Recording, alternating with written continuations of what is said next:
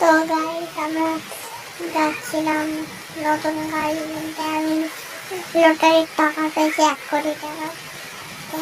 গাড়ি কিনতে যাচ্ছিলাম, যাওয়ার পরে দেখলাম এখানে একটা শোরুম রয়েছে বড় মতন বেশ।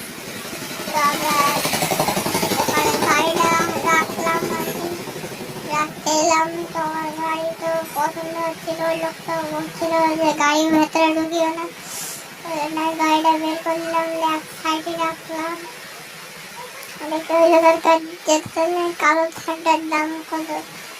লোকটা বললো কালো থার্ডার দাম 25 লাখ মতন পড়বে। তো তোমাকে দেখো, আমি যাচ্ছি। তাহলে দেখছিলাম, দেখার পরে থার্ডটা আমার খুবই পছন্দ হলো। তা আমি টাকাটা দিয়ে দিলাম এই লোককে। দেওয়ার পরে কাগজপত্র রেডি করে দিল, আমি গাড়ি ডালে চলে যাচ্ছি।